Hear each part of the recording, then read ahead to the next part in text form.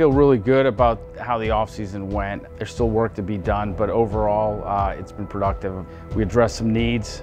We're in a good spot heading into the draft. Gives us the opportunity to do some different things. There's a pool of people coming into the National Football League, and it's our job to know them.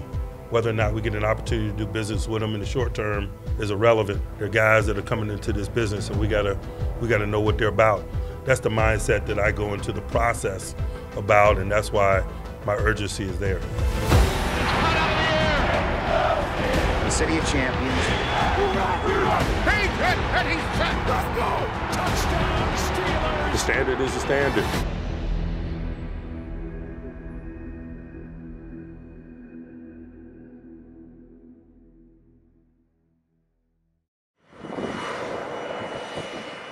This time of year is packed with travel.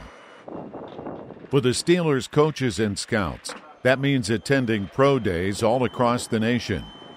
It's the last chance to see the players perform on the field before the draft.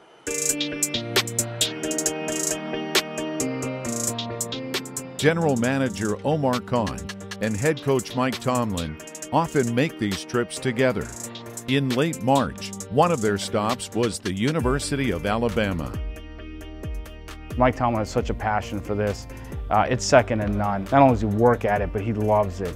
That passion, it resonates on all of us when we're on those trips together, whether it's a scout or other assistant coaches or whoever it is, or anybody else that might be involved. He's just awesome to be around. Man, I'm trying to gain information about any and all of those guys, but that's just the mindset. We step into town, you come in prepared enough on the front end, it allows you to cast a big net and get an exposure to everyone and go in with a certain level of preparedness. Scouting is such a, it's such a process. The games are so critical in the evaluation, and we put so much into the fall, and that's what it is. It's playing the game and us evaluating that. But every part of the process, becomes an opportunity for us to learn about each prospect. So as we go through and we get into the pro days, the players so well, but they're always going to continue to offer clues of who they are and if they're going to be a fit for what you're trying to build. So these pro days are just great opportunities to get one last visual of a workout, maybe interactions that they have either with you or with people around them that it just helps to piece. You just want to try to find who's the Steeler that's in this group right here. That's been defined by the organization of what a Steeler is, and we're out there to find them. And the pro days are the final piece for us to be able to figure out, who those guys are. Midwest college scout Jim Ward began working for his hometown Steelers in May of 2023. I grew up in Mount Hall. My exposure for football was since the earliest I can remember, probably the earliest memory that you can have as a child. Every Sunday for us as a family was, when the Steelers played, it was almost like a holiday. We had a routine. Uncles and aunts came over, went to Still Valley High School.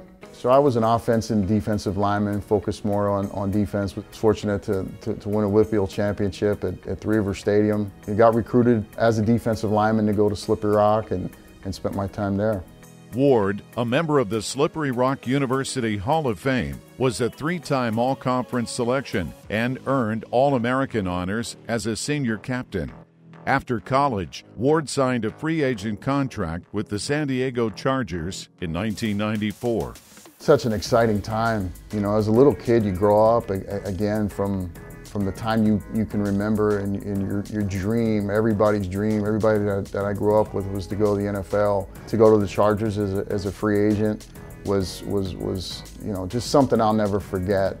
See how pros operated, and it was a very veteran, experienced group. So to just be able to learn and observe and continue my growth in football kind of helps me understand what these guys are going through now through that process. After also playing in the Canadian Football League, where Ward was named the CFL's strongest man, he suited up in the Arena Football League before pivoting to a different role within the game of football, coach. When I got done playing football, I knew I wanted to be involved in football, and I just didn't know what that was going to be. And then I got asked to coach at Clarendon High School. My wife was a teacher there, and I thought I'd give it a try. And once I did that, I got hooked. It was just the next phase of myself in the game of football, my growth and development.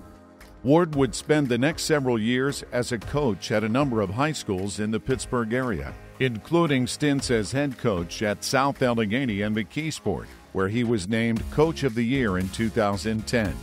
He then decided to pursue another passion, scouting. So I was at a point where, I was ready for a change.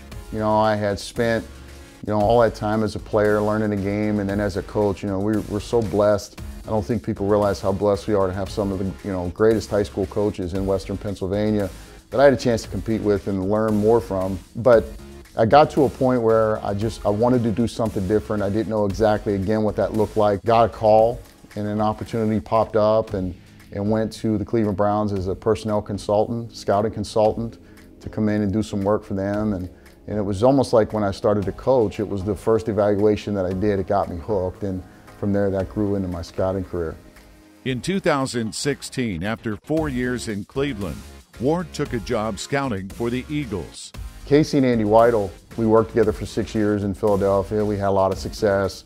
We won a Super Bowl, and those guys were a big part of building the next Super Bowl team with a different roster. They're from Pittsburgh, and Pittsburghers are drawn to Pittsburghers. But I think it comes back to the game of football is how similar that we are in our core values because we grew up here. You grow up and you watch the Pittsburgh Steelers, and I think the Pittsburgh Steelers taught all of us. They taught the city, and they taught a lot of the country what football was supposed to be played like. For Ward, the Weidels, and the rest of the scouting staff, the NFL Draft is the culmination of a full year of evaluation and work. Morning. All right, guys. It's exciting. You've put an entire year or more, and you've watched and followed these players for so long. And I think the excitement comes from, obviously, you're to that point. All the work has been done. You've spent as many hours as we have, kind of coming to a final conclusion. And then there's the unknown that's going to happen that night. You don't know how a board's going to fall. We picked number 20, so there's so much that can happen. But I think the most exciting part to day one and day two and day three of the draft is just knowing and having the belief and the confidence that we've done it the right way. And at the end of that day three, we're going to be a much better football team than when we walked in. We have plenty of strategy meetings. We've already started between now and Thursday. There's a million hypotheticals you go through right now, and amongst the GMs, we all talk amongst each other, so we kind of have a feel of who wants to move up, move down, and you're kind of prepared. But I'm excited about the opportunities at pick number 20, and we'll see where it goes. Man, I'm just appreciative of the work that the scouts and the personnel department does for us over the course of a 12-month calendar. We as coaches kind of get on a moving train after the season ends in an effort to be a component of the evaluation process. There's been great fluidity in our process. Going through a lot of meetings, a lot of strategy meetings, a lot of scenarios, a lot of phone calls are coming in. It's going to be busy, but we're looking forward to Thursday. Omar has set a culture that I've enjoyed since the day I walked in here. He's a genuine person, he's a hard worker, allows you to do your job, and creates an environment, I think, where it brings the best out in every single person. I feel like I'm at my best at this time. Every day for me, I feel like being a Pittsburgh Steeler is a blessing. I don't take one day for granted, and it's an easy building to walk into, want to roll your sleeves up and get to work and continue to, one, to get better, and two, to do that extra work to help be a part of that contribution. He has been a great addition for us. He brings a different perspective on how to see certain things or do certain things. He's got some great ideas. I know Andy and I lean on him a great deal, and we value his opinion.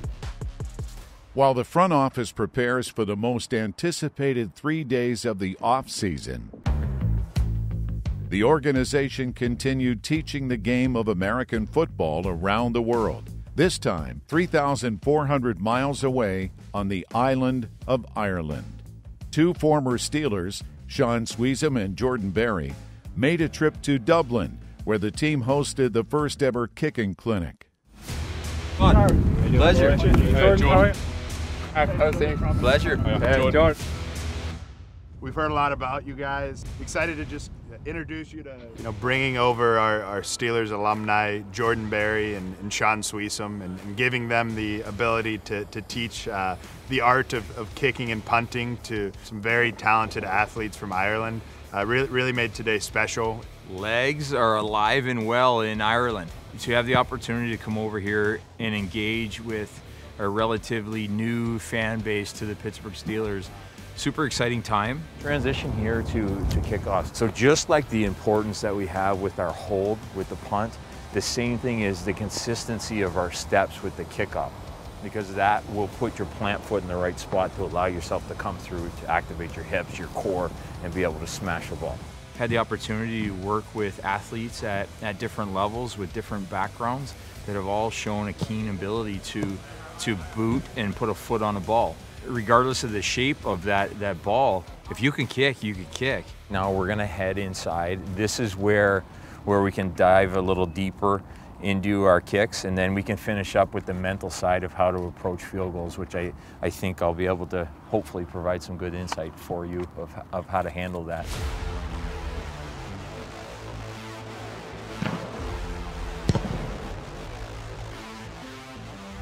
Also on hand, former rugby player Tig Leader, who tried out as a place kicker in the CFL in 2022 and now teaches American football kicking in Ireland. The guys here have an amazing energy for kicking. We love kicking a ball, no matter what shape it is, and now in American football is put in front of the guys, but it's the fine details and the intricacies of that sometimes are lacking, and having the coaching staff come in, Sean and Jordan come in and give their expertise was phenomenal, because guys learned. Hit the same ball, and if it's short, it's short. Hit the same ball. For me as a coach, I learned, and then for the players, they learned a lot, so it was just phenomenal for what Jordan and Sean did. Well done. Well done. I think it's just really good to be able to spread the game out to people that haven't really seen it much, and just let everybody know that it is possible to make it to the top level. I know for me, coming from Australian football as a kid, seeing American football on television thinking, hey, that'd be really fun to play, it's tough to see that pathway across. That dream is real, it's alive, and I lived it. I grew up in Canada as a hockey player and was able to transition from one sport into American football kicking, which transitioned me into a scholarship athlete in college and an 11-year professional career, ultimately with my best years being with the Pittsburgh Steelers. Good snap, ball down. Sweezum's kick is on its way. That kick's long enough, high enough, and the Pittsburgh Steelers on Sweezum's field goal win it. 19-16. This place is bonkers. The day wrapped up with a youth clinic for young people from across Ireland. In Ireland, Gaelic football, rugby, hurling, soccer, there are primary sports that kids go up playing all the time. American football, as we call it here, has generally been a more underground sport in our country just because of other sports. They've been around, for forever. But the tide is turning. Having the Steelers come here and genuinely put resources and time and effort into it, I know it's very real because we got to play a role in today's event. That there's every intention of growing the sport. All I do is work with kids in hockey. This is I work at this age all the time. Oh, okay, at this age. Yeah.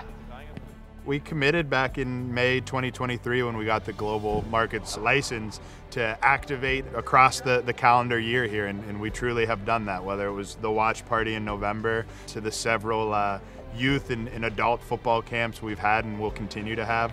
The Steelers are prevalent in Ireland, across the island, and we're going to continue to grow our presence here. It's important to be able to give back and help other people out. Plus, getting to visit Ireland, something that I've always wanted to do. I got to go check out some Irish football games and just enjoy some of the local aspects of Dublin. It's been pretty cool. A huge success, but me personally, having the opportunity to come and experience Ireland for the first time, what a fantastic country. Just great athletes we're able to work with today. I'm excited about their future. The future is bright in Ireland. The same could be said for Pittsburgh, as various players return to the Steelers facility for voluntary workouts. One day one. Part of Phase 1 of the NFL's off-season program. Off-season workouts, players returning to the facilities. It is another milepost on the off-season calendar. It has started.